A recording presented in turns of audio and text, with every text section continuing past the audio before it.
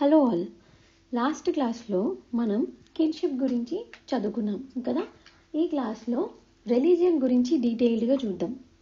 Religion అంటే ఏంటి? మతం. మనకి ప్రతి కంట్రీలో ఒక మతం కనిపిస్తుంది, డిఫరెంట్ మతాలు కనిపిస్తాయి. ఇండియాలో అయితే మనకి చాలా డిఫరెంట్ కైండ్స్ ఆఫ్ రిలీజియన్స్ ఉన్నాయి. ఆ డిఫరెంట్ కైండ్స్లో మేజర్గా కనిపించేవి ఏంటి? Hinduism, Buddhism, Jainism, Sikhism. ఇవి ఇండియన్ సబ్ కాంటినెంట్లోనే ఆరిజినేట్ అయ్యి ప్రాపగేట్ అయిన రిలీజియన్స్. ఈ 4 మేజర్ రిలీజియన్స్. ఇవి కాకుండా కూడా మనకి వేరే రిలీజియన్స్ ఉన్నాయి. మనం అందరం కలిసే ఉంటున్నాం. మనకి కాన్స్టిట్యూషన్లో కూడా ఒక ఫండమెంటల్ రైట్ ఉంది.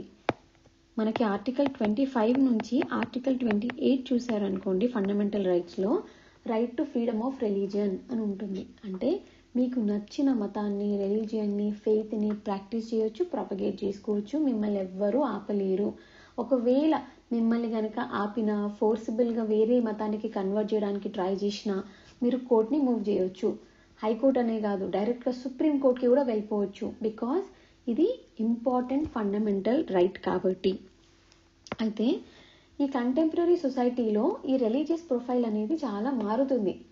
ఈ కాస్ట్ గురించి మనం సెన్సస్లో రికార్డ్ చేద్దామని ట్రై చేస్తే చాలా కష్టమైందంట. బికాజ్ ఎన్నో కాస్ట్లు, సబ్ కాస్ట్లు, జాతి అని, ట్రైబ్ అని రకరకాలు ఉన్నారు. అంత ప్రాపర్ పిక్చర్ రిఫ్లెక్ట్ అవ్వలేదు. బట్ రిలీజియన్ మాత్రం కరెక్ట్గానే రిఫ్లెక్ట్ అయింది. మోర్ ఆర్ లెస్ చాలా అక్యురేట్ నెంబర్స్ వచ్చాయి. అయితే ఫర్ ద ఫస్ట్ టైం మనకి డీటెయిల్డ్ సెన్సస్ అనేది 1881లో జరిగింది. All right. ఇందులో మనకి రిలీజియస్ ప్రొఫైల్ చాలా నీట్గా కనిపిస్తుంది. వాళ్ళు ఏం చెప్తున్నారంటే, ఆ సెన్సస్లో అప్పటి పాపులేషన్ ఆఫ్ ఇండియా 100% అనుకుంటే అందులో 79% ఇండియన్ ఆరిజిన్ వాళ్ళే. అంటే ఇండియన్ సబ్ కాంటినెంట్లో పుట్టి పెరిగిన వాళ్ళే, అంటే రిలీజియన్ ఉన్నవాళ్ళు. ఓకేనా? 79%. మిగతా 21% ఏమో బయట దేశాల నుంచి వచ్చిన వాళ్ళు, ఏలియన్ ఆరిజిన్ ఉన్నవాళ్ళు. ఓకేనా? 79% ఏమో ఇండియన్ ఆరిజిన్ వాళ్ళు, 21% ఏమో బయట వాళ్ళు. మళ్ళీ ఈ 79%లో కూడా 95% ఏమో హిందూసే కనిపించారట. ఓకే, అంత మేజర్ రిలీజియన్ ఉంది హిందూయిజం అనేది. మళ్ళీ ఈ 21%లో 96% మొత్తం ముస్లిమ్స్ కనిపించారట. అర్థమవుతుంది కదా? ఈ 2 గ్రూప్స్కి డివైడ్ చేశాం కదా. 79%లో మేజర్గా హిందూస్ కనిపిస్తున్నారు, మిగిలిన 21%లో మేజర్గా ముస్లిమ్స్ కనిపిస్తున్నారు. అయితే మనం 1200 AD వరకు చూసుకుంటే మోర్ ఆర్ లెస్ ఇండియా అంతా ఒకేలాగా ఉండేది. సబ్ కాంటినెంట్ అంతా మేజర్గా ఎక్కువగా హిందూస్ కనిపించేవారు. Different kind of traditions and cultures ఉన్నా కూడా కామన్ ప్రిన్సిపల్స్ ఉండేవి వాళ్ళకి. కామన్ ధర్మ, కామన్ వే ఆఫ్ లివింగ్ ఉండేది. చాలా వరకు కామన్గా ఉండేది. దాన్ని ఓవరాల్గా సనాతన ధర్మ అని పిలిచేవారు. సనాతన ధర్మ అంటే మనకంటూ కొన్ని డ్యూటీస్ ఉంటాయి. ఇప్పుడు మనం ఒక ఫ్యామిలీలో పుట్టామంటే, నేను ఒక ఎల్డర్ డాటర్ అనుకోండి, నాకు కొన్ని బాధ్యతలు ఉంటాయి. ఎల్డర్ సన్కి ఉంటాయి. పేరెంట్స్ని, వాళ్ళ బాగోగులు చూసుకోవడం, బయట పనిచేసి ఇంటికి ఒక లివింగ్ తీసుకురావడం, రెస్పెక్ట్ ఇవ్వడం, అబద్ధాలు చెప్పకుండా, తర్వాత కొన్ని పూజలు చేయడం మంచి కోసం. ఇలాంటి కొన్ని సనాతన ధర్మ అనేది మనం ఇండియా అంతటా ఫాలో అవుతున్నాం. Even though different regions or religions అయినా కూడా ఇది కనిపించేదట కామన్గా. బట్ ఏమైంది, ఆఫ్టర్ 1200 AD ఏమైందంటే, మనకి టర్కీ నుంచి ఇటు వెస్ట్ ఏషియా నుంచి ఎప్పుడైతే ఇస్లామిక్ రిలీజియన్ అనేది ఇండియాలోకి ఎంటర్ అయిందో, మెల్లమెల్లగా అక్కడి వాళ్ళు, ఆ జనరేషన్స్ అందరూ ఇండియాలో వచ్చి ఈ కల్చర్తో ఇంబైబ్ అయ్యి ఇక్కడే సెటిల్ అవ్వడం స్టార్ట్ చేశారు. దీంతో వాళ్ళ పాపులేషన్ సిగ్నిఫికెంట్లీ పెరిగి వాళ్ళు కూడా ఒక గ్రూప్ ఆఫ్ పీపుల్ అయ్యారు. ఇక్కడ చూడండి, 21%లో మ్యాక్సిమం ముస్లిమ్సే ఉన్నారు కదా, రైట్? అట్లా అప్పటిదాకా ఒకటే ఎంటిటీగా ఉన్న ఇండియా, హోమోజీనస్గా ఉన్న ఇండియా 1200 తర్వాత 2 డిఫరెంట్ యూనిట్స్ లాగా కనిపించింది. ఒక మేజర్ యూనిట్ హిందూయిజం లాగా కనిపిస్తూ ఉంటే, ద అదర్ మేజర్ యూనిట్ ముస్లిం లాగా కనిపిస్తుంది, ఇస్లాం లాగా కనిపిస్తుంది. అయితే మనం ఆరిజిన్లోకి వెళ్ళామనుకోండి, మనకి 7th century AD నుంచి మెల్లమెల్లగా ఈ వెస్ట్ ఏషియా నుంచి ఇన్కర్షన్స్ స్టార్ట్ అయ్యాయి. అంటే అక్కడి వాళ్ళు మెల్లమెల్లగా ఇండియన్ సబ్ కాంటినెంట్లోకి రావడం స్టార్ట్ చేశారు.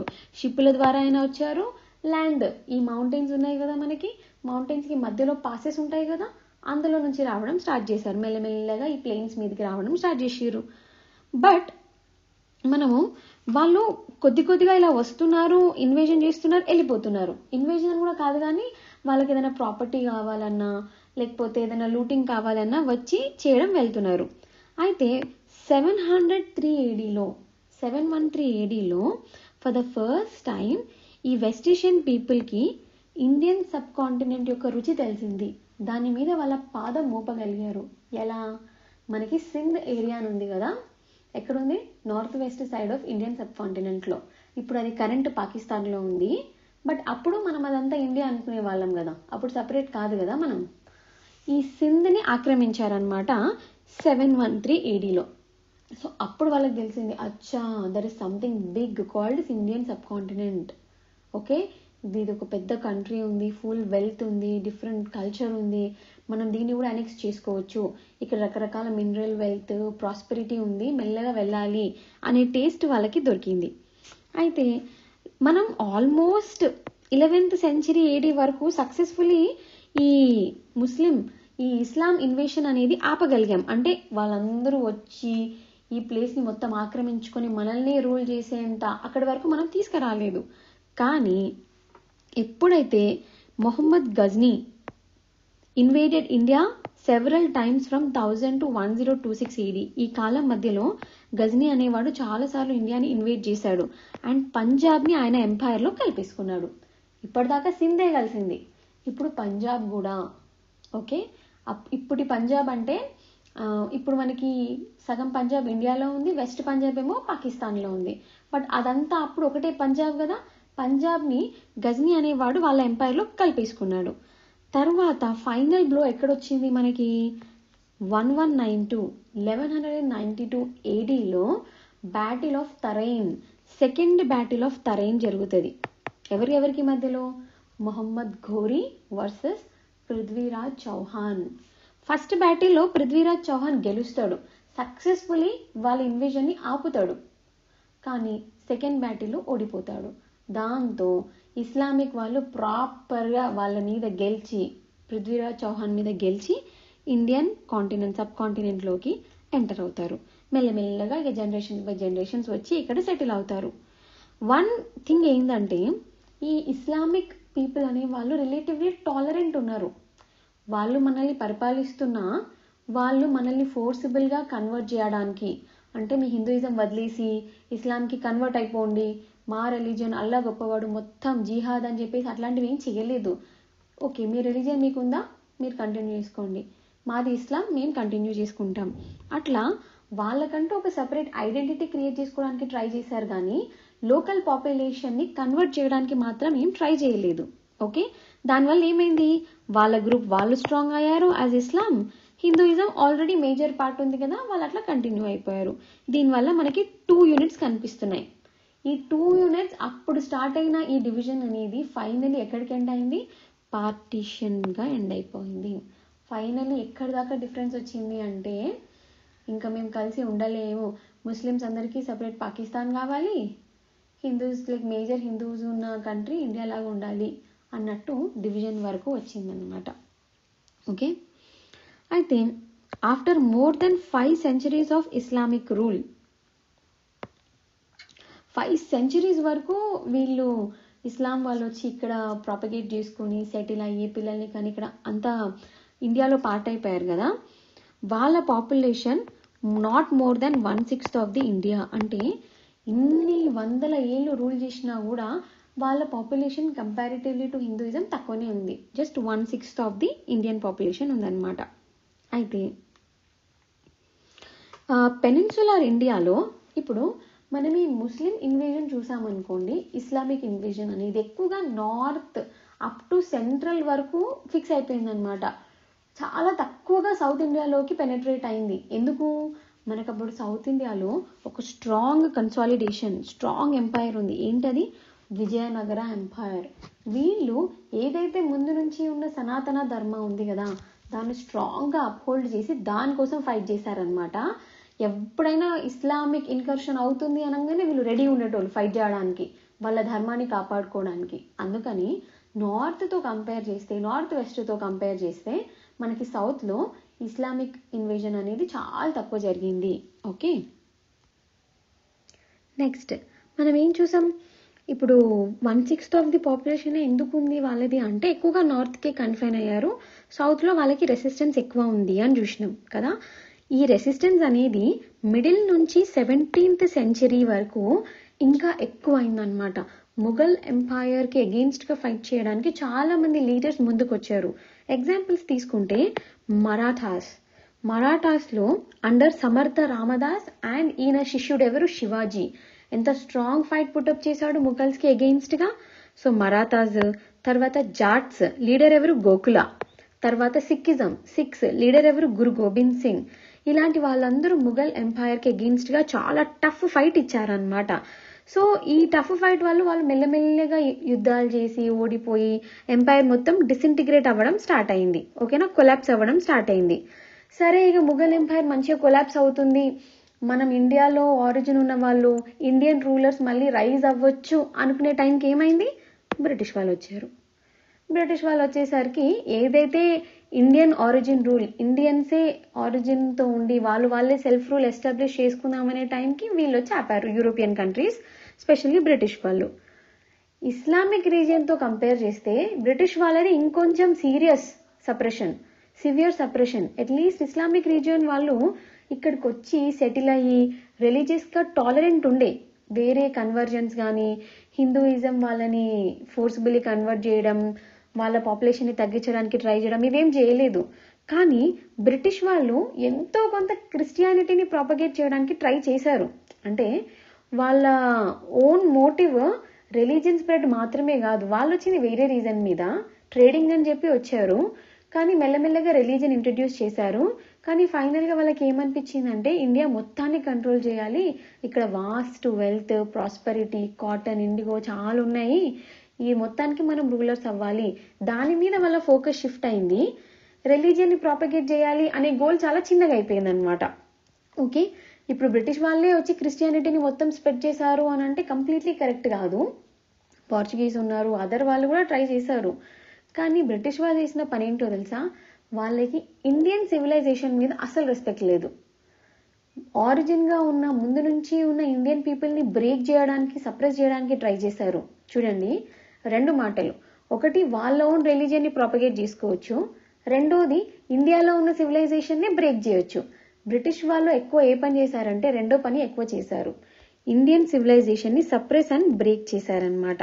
ఓకే, అయితే బట్ ఎంతో కొంత యూరోపియన్ పవర్స్ వచ్చిన తర్వాత ఏమైంది, క్రిస్టియానిటీ అనే రిలీజియన్ కూడా ఎంటర్ అయింది ఇండియాలోకి. ఇప్పటిదాకా 2 యూనిట్స్ ఉండే, ఒకటి హిందూయిజం ఉండే, ఇస్లామిక్ ఉండే. ఇప్పుడు ఏమైంది, క్రిస్టియానిటీ అని కొత్త రిలీజియన్ కూడా యాడ్ అయింది. ఇవి మేజర్ రిలీజియన్స్గా కనిపిస్తున్నాయి.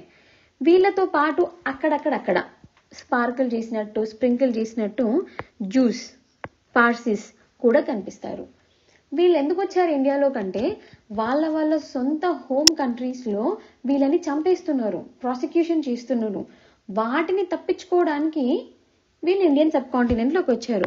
ఫర్ ఎగ్జాంపుల్ పార్సీస్ ఎక్కడి నుంచి, పర్షియా అంటే మన కరెంట్ ఇరాన్ ఆ చుట్టుపక్కల ఏరియాస్, అక్కడ పర్సిక్యూషన్ని తప్పించుకోవడానికి ఇండియాకి వచ్చారు. జ్యూస్ అయితే మీకు తెలుసు కదా, యూరోప్లో ఇక్కడ ఆయన ఎవరు, హిట్లర్ ఎంతమంది జ్యూస్ని చంపిస్తుండే, ఆయన నుంచి తప్పించుకోవడానికి మళ్ళీ ఈ ఇజ్రాయెల్ ప్యాలెస్టైన్ ఇక్కడికి వెళ్ళి సెటిల్ అయ్యారు. అక్కడ ఇంకా గొడవ నడుస్తూనే ఉంది ఇప్పటికి కూడా. కొంతమంది ఏమో జ్యూస్ ఇటు సైడ్ ఇండియా సైడ్ వచ్చారు. ఇండియాకి వచ్చిన తర్వాత వీళ్ళకి ఎటువంటి ప్రాసిక్యూషన్ లేదు, హ్యాపీగా ఇండియన్స్తో మంచిగా కలిసిపోయి వాళ్ళ యూనిట్స్లో వాళ్ళు పీస్ఫుల్గా బతుకుతున్నారు. సో అక్కడక్కడ స్మాల్ కమ్యూనిటీస్ లాగా సెటిల్ అయ్యారనమాట. అయితే 1881లో సెన్సస్ జరిగింది అని చూసాం కదా, అప్పుడు రిలీజియస్ ప్రొఫైల్ చూస్తే క్రిస్టియన్స్ ఎంతమంది ఉన్నారంట, జస్ట్ 0.7% పాపులేషన్. చూడండి, బ్రిటిష్ వాళ్ళు కంప్లీట్లీ క్రిస్టియానిటీనే స్ప్రెడ్ చేద్దాము అని గోల్ పెట్టుకుంటే అట్లీస్ట్ 20-30% వీళ్ళు కనిపించేవాళ్ళు, కానీ వాళ్ళ ఏం వేరే ఉండే. ఓకే, సరే, మనం ఆ 1881 తర్వాత కాలం నుంచి చూస్తే కంటిన్యూస్గా ముస్లిం క్రిస్టియానిటీ పాపులేషన్ అనేది పెరుగుతూనే ఉందట, కొద్ది కొద్దిగా పెరుగుతుంది. మరి కరెంట్ స్టేటస్ చూద్దాం. సెన్సస్ 2011 ప్రకారం అప్పటి సెన్సెస్ రిపోర్ట్ 2015లో పబ్లిష్ చేశారు, డేటాని బయటికి పంపారు. దాంట్లో మనం హిందూ పాపులేషన్ యొక్క షేర్ చూసామనుకోండి 0.7% తగ్గిందట. 80.5 ఉన్నది 79.8 అయింది. ఈ డేటా ఎక్కడ ఇంపార్టెంట్? మెయిన్స్ ఆన్సర్ రాసేటప్పుడు ఇంపార్టెంట్. గ్రూప్ 2 గ్రూప్ 3లో అడగొచ్చు కూడా. సో మేజర్ రిలీజియన్స్కి సంబంధించిన డేటా గుర్తుపెట్టుకుంటేనే మంచిది. సో హిందూ రిలీజియన్ అనేది 0.7% తగ్గింది. ముస్లిం పాపులేషన్ అనేది 0.8% పెరిగింది, 13.4 నుంచి 14.2 అయింది. క్రిస్టియన్ పాపులేషన్ కూడా, క్రిస్టియన్ అండ్ జైన్ పాపులేషన్ ఏమో మోర్ ఆర్ లెస్ సేమ్ ఉంది, ఏం తగ్గలేదు కానీ కొంచెం కాన్స్టెంట్ గానే మూవ్ అవుతుంది. But Sikhism and Buddhist population మాత్రం తగ్గుతుందట. సిక్కిజం ఏమో 0.2% తగ్గింది, బుద్ధిస్ట్ పాపులేషన్ ఏమో 0.1% తగ్గింది. ఓకే, ఇవి స్టేట్మెంట్స్ రూపంలో అడుగుతాడు. ఎట్లా అడుగుతాడు? 1881 సెన్సెస్ నుంచి మనం కంటిన్యూస్గా చూసుకుంటే హిందూ పాపులేషన్ పెరుగుతూనే ఉంది అని అంటారు. మనం ఏమనుకుంటాం? అవును, మన ఇండియన్ పాపులేషన్ ఇంత పెరుగుతుంది కదా, హిందూస్ కూడా పెరుగుతుండొచ్చు అని. నో, పాపులేషన్ అనేది తగ్గుతుంది. ఏవి ఇంకా ఆల్రెడీ హిందూయిజంతో పాటు ఏవి రెడ్యూస్ అవుతున్నాయి? సిక్కిజం అండ్ బుద్ధిజం కూడా రెడ్యూస్ అవుతుంది, తగ్గుతుంది. ఓవరాల్గా పాపులేషన్ చూస్తే హిందూస్ ఏమో 96.63 crore, ముస్లిం ఏమో 17.2 crore. ఇంకా మిగతా వీళ్ళ పాపులేషన్స్ చూడండి. ఈ డేటా మెయిన్స్లో రాయడానికి చాలా హెల్ప్ అవుతుంది. ఇక్కడ చూడండి, ఇప్పటిదాకా మనం రిలీజియన్ యొక్క స్టాటిస్టిక్స్ చూసాం కదా, ఏ రిలీజియన్ ఎంత పాపులేషన్ ఉంది అని. అదే ఇక్కడ ఇచ్చారు. ఒకసారి టేబుల్ని చూడండి. హిందూయిజం ఏమో 79.8%, ఇస్లాం ఏమో 14.2%, జైనిజం ఏమో 0.37%. ఒకసారి ఈ టేబుల్ని ఎగ్జామ్ కోసం గుర్తుపెట్టుకోండి. ఎవరిచ్చారు మనకి టేబుల్? ఎగ్జామ్కి important. Office of the registrar general and census commissioner. Office of registrar general and census commissioner గుర్తుపెట్టుకోండి. వీళ్ళు ఏం అబ్జర్వ్ చేశారంటే, for the first time Hindu population అనేది 80%కి దిగింది, కిందికి వెళ్ళింది అని చెప్తున్నారు. హిందూ పాపులేషన్ తగ్గుతుంది, ముస్లిం పాపులేషన్ పెరుగుతుంది అని వీళ్ళు అబ్జర్వ్ చేశారట. 1951లో చూస్తే హిందూ పాపులేషన్ 84.1% ఉంటే 2011లో 79.8% అయింది. అంటే చూడండి, హిందూ పాపులేషన్ ఏమో 4.3% తగ్గిందట, ముస్లిం పాపులేషన్ ఏమో 4.4% పెరిగిందట. సో వీళ్ళు ఈ అబ్జర్వేషన్ అనేది చేశారు. ఇంకా ఫర్దర్గా కూడా 2.8% తగ్గొచ్చట రానున్న కాలంలో హిందూ పాపులేషన్ అనేది. అదొక అబ్జర్వేషన్. నెక్స్ట్, అదే 2011 సెన్సెస్లో ఇంకోటి ఏం అబ్జర్వ్ చేశారంటే, ముస్లిం పాపులేషన్ అనేది east side, specially north east side బాగా పెరుగుతుందట. అస్సాం, నాగాలాండ్, మేఘాలయ, మణిపూర్, మిజోరాం ఇక్కడ పెరుగుతుందట. సింపుల్ ఫ్యాక్ట్, ఈ నార్త్ ఈస్ట్ స్టేట్స్కి మధ్యలో ఉన్న కంట్రీ ఏంటిది? బంగ్లాదేశ్. బంగ్లాదేశ్లో ఉన్న రిలీజియన్ ఏంటి? ఇస్లాం. సో ఈ బంగ్లాదేశ్లో ఎక్కడైతే ప్రాసిక్యూషన్స్, వాళ్ళ లైఫ్కి థ్రెట్ ఉందో, ఆర్ ఇల్లీగల్ మైగ్రెంట్స్ ఉన్నారో వాళ్ళంతా ఇండియాలోని స్టేట్స్కి వచ్చేస్తారు కదా. ఆ ఇండియాలోని స్టేట్స్ ఏంటి? North eastern states. అందుకే అక్కడ పాపులేషన్ పెరుగుతుంది. మనం నేషనల్ గ్రోత్ రేట్ని కంపేర్ చేస్తే ఈ పర్టికులర్ స్టేట్స్లో ముస్లిం పాపులేషన్ యొక్క గ్రోత్ రేటే ఎక్కువ ఉందట, అది చెప్తున్నారు.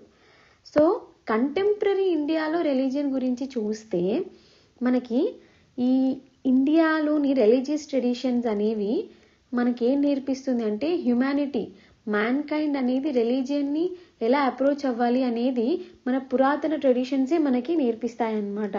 అదొక సోషల్ ఫెనామినా లాగా, సొసైటీలోని గ్రూప్స్గా మనం దాన్ని అప్రోచ్ అవుతాం, కానీ లా ప్రకారంగా, లీగల్గా, టెక్నికల్గా మనం ఇంకా అంత అప్రోచ్ అవ్వట్లేదు. ఓకేనా?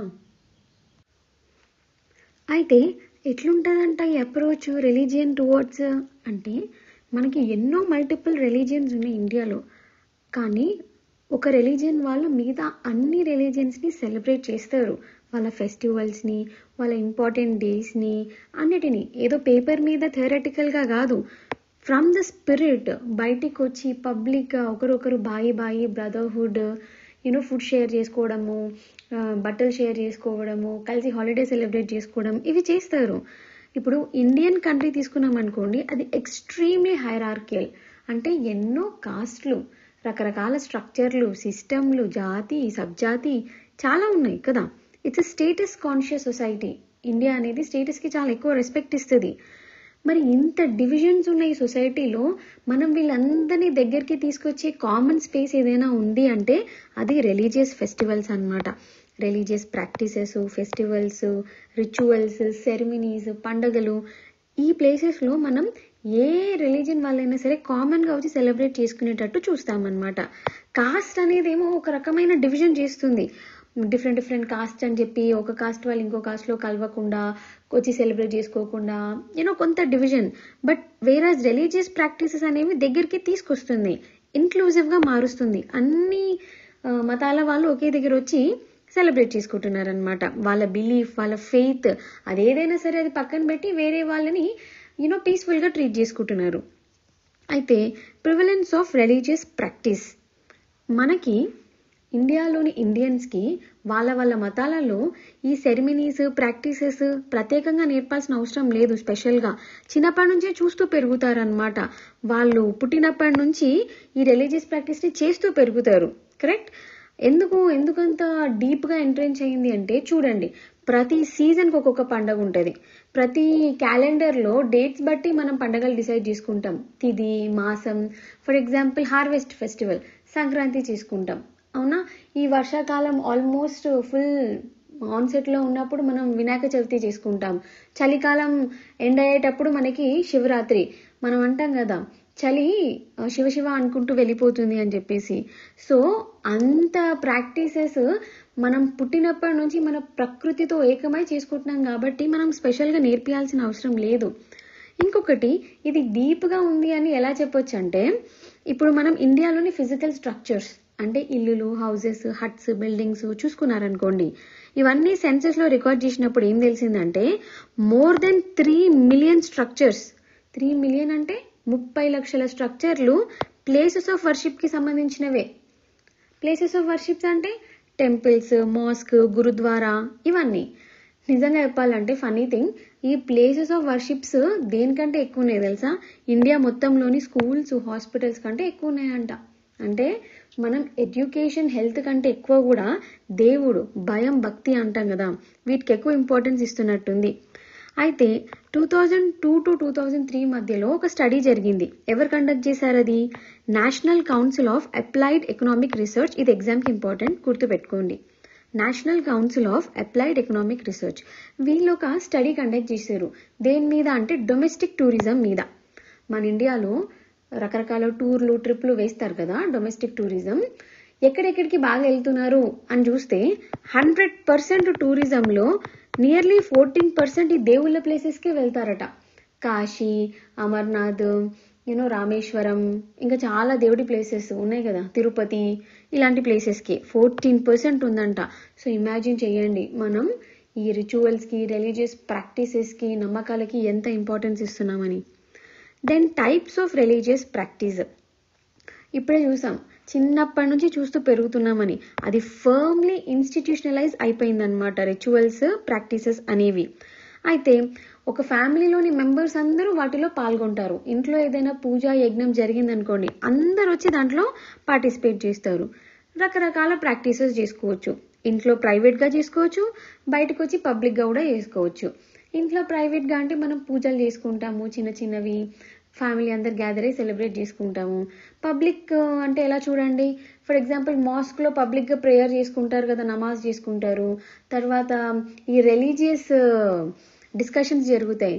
ఇప్పుడు బెస్ట్ ఎగ్జాంపుల్ ఏంటంటే ఉత్తరప్రదేశ్లోని హత్రస్లో బోలే బాబా అని ఆయన ఒక మీటింగ్ కండక్ట్ చేశారు. 4 లక్షల మంది వచ్చారట. ఆ తొక్కిసలాటలో నియర్లీ 150 పీపుల్ చనిపోయారు. చూడండి ఎంత బెస్ట్ ఎగ్జాంపుల్. కరెంట్ టైమ్స్లో దీనికి ఎక్కువ ఇంపార్టెన్స్ ఇస్తున్నాం అనమాట మనము. సో రకరకాల వర్షిప్స్ మనం చూడొచ్చు. ఆల్సో సింబాలిక్ యాక్టివిటీస్ చేసుకుంటాము. అంటే మనం కొన్ని సింబల్స్ ద్వారా కూడా పూజించుకోవచ్చు. సాలిటరీ, అలోన్గా పూజలు చేసుకోవచ్చు, పబ్లిక్గా చేసుకోవచ్చు. అదే చెప్తున్నారు. Now different kinds of religious practices ఉంటాయని చూసాం కదా. ఎక్కువగా దేనికి ఈ మధ్య ఇంపార్టెన్స్ పెరుగుతుందంటే జనాలు ఇంట్లో కంటే ఎక్కువ బయటికి రావడానికి ఇష్టపడుతున్నారంట. బెస్ట్ ఎగ్జాంపుల్స్ మనం వినాయక చవితి అప్పుడు తంబోలా అని చెప్పేసి బయట యాక్టివిటీస్ కండక్ట్ చేసుకొని ఎంజాయ్ చేస్తాం. పెద్ద పెద్ద కల్చరల్ యాక్టివిటీస్ పెట్టుకొని ఎంజాయ్ చేస్తాం. దేవుడి పాటల మీద డాన్స్ చేస్తాం. ఇందాక ఒక బోలే బాబా ఎగ్జాంపుల్ ఇచ్చాను చూసారా. ఇలాంటి రిలీజియస్ లీడర్స్ ఎవరైతే ఉన్నారో, చాలా మంది బాబాలు ఉన్నారు బయట. వాళ్ళు ఒక సత్సంగ్ పెడుతున్నాం, భజన్ పెడుతున్నాము అనగానే అందరూ హండ్రెడ్స్ వేలల్లో గ్యాదర్ అయిపోయి పాటల్ని అవన్నిటిని ఎంజాయ్ చేస్తారు. అలా ప్రాక్టీసెస్ని చేయడానికి ఇష్టపడుతున్నారు ఈ మధ్య. దీనివల్ల ఏమవుతుందంటే ఒకప్పటి నుంచి ఫార్మల్గా వస్తున్న రిలీజియస్ ప్రాక్టీసెస్ అన్నీ పబ్లిక్ అయిపోతున్నాయి, ఫ్రీ అవుతున్నాయి, ఓపెన్ అవుతున్నాయి అన్నమాట. ప్రైవేట్గా ఉండాల్సింది చాలా పబ్లిక్ అవుతుంది. ఇది ఓకే, మంచిదే. సిటిజన్స్ ఏంటంటే ఒక్క రిలీజియన్ని పట్టుకోకుండా రకరకాల రిలీజియస్ ప్రాక్టీసెస్ని సెలబ్రేట్ చేసుకుంటున్నారు. కానీ దీనివల్ల వన్ నేషనాలిటీ అని, one single practice, one nationality, one identity అనే కాన్సెప్ట్ పోతుంది. ఇప్పుడు దేశమంతా ఒకటే రిలీజియన్, అందరూ ఒకటే ప్రాక్టీస్ చేస్తే ఒక ఐడెంటిటీ క్రియేట్ చేయొచ్చు. లేదు, ఒక్కరే ఇన్ని రకాల రిలీజియన్స్ని సెలబ్రేట్ చేస్తున్నారు, పార్టిసిపేట్ చేస్తున్నారు, ప్రాక్టీస్ చేస్తున్నారు, ఒక రకంగా డిఫైన్ చేయొచ్చా? మనం చేయలేము. సో ఈ వన్ ఐడెంటిటీ అనేది కష్టం అన్నమాట. ఫైనల్గా religion, pluralism and globalization in India. India అనే కంట్రీ ఇప్పుడు దేనికి ఫోర్ ఫ్రంట్లో ఉంది అంటే, ఒక సైడ్ నుంచి రిలీజియన్ మంచి ఇంపాక్ట్ ఉంది, ఇంకో సైడ్ నుంచి గ్లోబలైజేషన్. మనం మన కంట్రీని బయట కంట్రీస్కి ఓపెన్ చేసేసాం. ఎవరైనా వస్తున్నారు, ఇన్వెస్ట్ చేస్తున్నారు, సెటిల్ అవుతున్నారు, మనము బయటికి వెళ్తున్నాము. సో గ్లోబలైజేషన్ అవుతుంది. ప్లూరలిజం కూడా ఉంది. ప్లూరలిజం అంటే ఒక రిలీజియన్ ఉందా, వెస్టర్న్ కంట్రీస్కి వెళ్తే ఒకటే కనిపిస్తుంది క్రిస్టియానిటీ, సౌత్ ఈస్ట్కి వెళ్తే ఒకటే కంట్రీ బుద్ధిజం కనిపిస్తుంది. బట్ ఇండియాలో రకరకాలు, నియర్లీ 80% పాపులేషన్ మనకి హిందూయిజమే ఉంది కదా, రైట్? ఈ యూరోపియన్ కంట్రీస్ వచ్చిన తర్వాత క్రిస్టియానిటీ కూడా చాలా మంచి నెంబర్స్లో కనిపిస్తుంది. తక్కువ పర్సెంటే, బట్ ఇంత పాపులేషన్లో ఆ తక్కువ పర్సెంట్ కూడా ఎక్కువ నెంబర్స్ని చూపిస్తుంది. అర్థమవుతుంది కదా, ఎక్కువ నెంబర్స్ ఆఫ్ క్రిస్టియన్స్ కనిపిస్తున్నారు. అలాగే ఈ ముఘల్స్ వీళ్ళందరూ వచ్చిన తర్వాత ముస్లిమ్స్ పాపులేషన్ కూడా సిగ్నిఫికెంట్గా బాగా పెరిగింది. సో ప్లూరలిజం అనేది చాలా పెరుగుతుంది. అయితే ఇంత డైవర్సిటీలో కూడా మనం హ్యాపీగా బతుకుతున్నాం, లివింగ్ ఉంది, nice, it's a successful democracy. కానీ మనం ఈ మధ్య రిలీజియస్ వైలెన్స్ కూడా చూస్తున్నాం కదా. ఈ మధ్య ఏంటి, ఎప్పటి నుంచో కూడా చూస్తున్నాం. బెస్ట్ ఎగ్జాంపుల్ ఏంటి, పార్టిషన్ కదా. ఎంత ఘోరమైన కమ్యూనల్ వైలెన్స్లో విడిపోయాం మనం. ఎంతోమంది హిందూస్ చనిపోయారు, ఎంతోమంది ముస్లిమ్స్ చనిపోయారు, కేవలం రిలీజియన్ అనే బేసిస్ మీద. కరెంట్ ఎగ్జాంపుల్ ఇంకోటి బాబ్రీ మస్జిద్ కేసు, హిందూకి ముస్లిమ్స్కి మధ్యలో కాన్ఫ్లిక్ట్. ఇంకొక బెస్ట్ ఎగ్జాంపుల్ చెప్పాలంటే మాబ్ లించింగ్. జస్ట్ ఎవరో ఇంట్లో బీఫ్ ఉంది అన్న అనుమానంతో మనిషిని చంపేస్తున్నారు గ్రూప్ ఆఫ్ పీపుల్ కలిసి. ఇదంతా దేనివల్ల, రిలీజియన్ వల్ల. సో ఎంత యూనిటీ ఉందో అక్కడక్కడ రిలీజియస్ వైలెన్స్ కూడా కనిపిస్తుంది. సో ఏంటి ఈ కాన్ఫ్లిక్ట్కి సోర్స్ ఏంటి? ఈ గ్లోబలైజేషన్ ఇంత ఓపెన్ అయ్యాం కదా, అది ఎంతవరకు ఈ కాన్ఫ్లిక్ట్ని పెంచుతుంది అనే స్టడీని ఇప్పుడు స్కాలర్స్ ఇంకా చేస్తున్నారనమాట. ఈ స్టడీలో మనం 2 ఇంపార్టెంట్ క్వశ్చన్స్ పోజ్ చేయొచ్చు. ఏంటది అంటే, మన రిలీజియస్ బిలీఫ్ అనేది ఎంతవరకు మనం లిమిట్ చేయాలి, దాని స్కోప్ ఎంతవరకు ఉండాలి. ఇప్పుడు నేను చేసే ప్రాక్టీస్ నా వరకు ఉంటే ఓకే, నా ఫ్యామిలీకి ఎఫెక్ట్ అయితే ఓకే, కానీ అది బయట వాళ్ళకు కూడా నీ వల్ల ఇబ్బంది జరిగిందనుకో, అది తప్పు. సో ఎంతవరకు మన స్కోప్ ఉండాలి, రైట్? ఇప్పుడు ఒక బెస్ట్ ఎగ్జాంపుల్ చెప్తా చూడండి. అంతకుముందుకు దేవదాసి సిస్టమ్, జోగిని సిస్టమ్ ఇవన్నీ ఉన్నాయి. ఏంటి, దేవుడికి ఆడబిడ్డని సమర్పిస్తారంట. సమర్పించి ఇంకా ఆమె లైఫ్లో పెళ్లి చేసుకోదు, ఏం పని చేయొద్దు, బట్ ఆ ఊర్లో ఉన్న ల్యాండ్ లార్డ్స్కి కానీ వీళ్ళకి ఒక ప్రాస్టిట్యూట్ లాగా పనిచేస్తుంది. ఆమెను వాడుకుంటారు. దేవుడికి పెళ్లి చేశాము అన్న పేరుతో, ఒక ట్రెడిషన్ పేరుతో పాపం ఆ అమ్మాయిని ఎక్స్ప్లోర్ చేస్తారు. దీనివల్ల, ఈ రిలీజియస్ ప్రాక్టీస్ వల్ల ఎంతో మంది అమ్మాయిలు నష్టపోయారు. ఇది కరెక్టా? సో ఏ స్కోప్లో ఉండాలి మన బిలీఫ్ అనేది. రెండోది, ఇంత మోడర్నైజేషన్ పెరిగింది. ఈ మోడర్నైజేషన్లో ఒకప్పటి బిలీఫ్స్ని అలాగే మనం ప్రాక్టీస్ చేయలేము, మారాలి, అడ్జస్ట్ అవ్వాలి. సో అది ఎలా అడ్జస్ట్ చేయొచ్చు? ఇప్పుడు సతీ ఉంది, భర్తతో పాటు భార్య చనిపోవాలి. హిందూ ధర్మ ప్రకారం ఒకప్పుడు అలా చేశారు. ఇప్పుడు అది కుదురుతుందా? అలా చేయొచ్చా? 1829లోనే రాజారాం మోహన్ రాయ్ దీన్ని అబాలిష్ చేపించారు, రైట్? అది కరెక్ట్ కాదు కదా, మోడర్న్ సొసైటీలో ఇట్స్ రాంగ్. తర్వాత ఒక్కసారి అమ్మాయికి పెళ్ళి అయ్యి హస్బెండ్ చనిపోతే అప్పుడు చూడండి చైల్డ్ మ్యారేజెస్ చేసేది. అమ్మాయికి 12 ఏళ్ళు పెళ్లి కొడుకుకేమో 60 ఏళ్ళు. ఆబ్వియస్లీ తొందరగా చచ్చిపోతాడు ముసలాయన. పాప మా 12 ఏళ్ళ అమ్మాయి ఇంకెప్పటికీ విడోలాగానే ఉండాలా, మళ్ళీ పెళ్లి చేసుకోకుండా మారాలి కదా. సో మనం కంపాటబుల్గా మార్చుకోవాలి మన ప్రాక్టీసెస్ని, ఎప్పటిలాగా అలాగే ఉంచి ప్రాక్టీస్ చేయొద్దు. సో మన కాన్స్టిట్యూషన్లో ఏంటంటే ఏం చెప్పారంటే ఈ కాస్ట్, జెండర్ ఇన్ఈక్వాలిటీ వేటికి లీగల్ రికగ్నిషన్ ఉండకూడదు. అంటే వీటిని తగ్గించాలి, రెడ్యూస్ చేయాలి. మనం ఈక్వాలిటీ, అందరికీ సోషల్ వెల్ఫేర్, అందరినీ ఫోర్ఫ్రంట్లోకి తీసుకోవడం, దానికోసం పనిచేయాలి అని రాజ్యాంగంలో చెప్పారు. కానీ ఎంతవరకు స్టేట్కి అథారిటీ ఉంది ఇలాంటి విషయాల మీద? కాస్ట్, జెండర్ ఇన్ఈక్వాలిటీ, ఈ సూపర్స్టిషియన్స్ ఎంతవరకు స్టేట్ ఇవి కంట్రోల్ చేయగలుగుతుంది అనేది మనం క్వశ్చన్ చేసుకోవాలన్నమాట. ఇప్పుడు చూడండి, చాలా వరకు జ్యుడిషియరీలో, పబ్లిక్ ఆఫీసెస్లో, బయట అడ్మినిస్ట్రేషన్లో చూడండి, కంట్రీ మొత్తంలో 80% పాపులేషన్ హిందూసే ఉంటే ఆబ్వియస్గా మ్యాక్సిమం పాపులేషన్ వాళ్ళే కనిపిస్తారు కదా అడ్మినిస్ట్రేషన్లో, జ్యుడిషియరీలో, కోర్ట్స్లో. కాబట్టి హిందూ లాస్ తెచ్చుకున్నారు వాళ్ళు. అందరికీ సమానమైన హిందూ లాస్ ఉంటాయి. Like Hindu inheritance, Hindu succession, marriage act, divorce act అని మంచి ఒక లా ఫాలో అవుతున్నారు. మరి ముస్లిం వాళ్ళది, వాళ్ళ మ్యారేజ్, డివోర్స్, సక్సెషన్ ఇవన్నీ వాళ్ళ పర్సనల్ లాస్ మీదనే నడుస్తుంది ఇంకా కూడా. కరెక్ట్. ఈ మధ్యనే రీసెంట్గా తలాక్ అనేది అన్కాన్స్టిట్యూషనల్ అని చెప్పారు. ఏంటంట, ముస్లిం భర్త భార్యకి తలాక్ తలాక్ తలాక్ అని 3 సార్లు చెప్తే డివోర్స్ అయిపోతుందంట. దిస్ ఈజ్ నాట్ కరెక్ట్ కదా.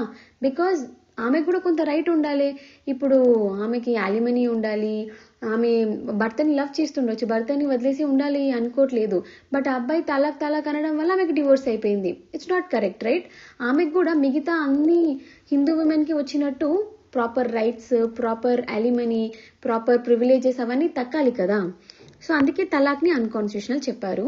బట్ ఇంకా కూడా చాలా వరకు ఈ ముస్లిం పర్సనల్ లాస్ మీదనే నడుస్తుంది అనమాట మెనీ ఇన్స్టిట్యూషన్స్. అయితే ఈ గ్లోబలైజేషన్, ఈ ప్లూరలిజం వల్ల ఏమవుతుందంటే మనం చాలా ఓపెన్ అయ్యాం కదా యాజ్ అ కంట్రీ. బయట నుంచి ఇంకా కొత్త కల్చర్స్ వచ్చి మన రిలీజియన్స్తో మిక్స్ అయిపోతున్నాయి. మిక్స్ అవ్వడం వల్ల ఏమవుతుంది చెప్పండి? ఈ బయట నుంచి వచ్చిన గ్రూప్స్ లోకల్గా ఉన్న గ్రూప్స్తో కాన్ఫ్లిక్ట్లోకి వస్తున్నాయి. ఇక్కడ గొడవలు జరిగి కొత్త ఐడియాలజీస్ పుట్టుకొస్తున్నాయి. ఆ ఐడియాలజీస్ పుట్టుకొస్తున్నాయి, వాళ్ళ మధ్య కాన్ఫ్లిక్ట్ జరుగుతుంది, ఒక చిన్న టెన్షన్ అయితే కనిపిస్తుంది అనమాట సొసైటీలో. దేనివల్ల? ఈ ట్రాన్స్నేషనల్ లింకేజెస్ వల్ల, ఈ బయట నుంచి వస్తున్న లింకేజెస్ వల్ల. Okay, this is all about our religion. So మెయిన్స్లో రాయడానికి మనకి చాలా పాయింట్స్ కనిపించాయి కదా. నెక్స్ట్ క్లాస్లో మనం ట్రైబ్ గురించి డిస్కస్ చేద్దాం. Thank you.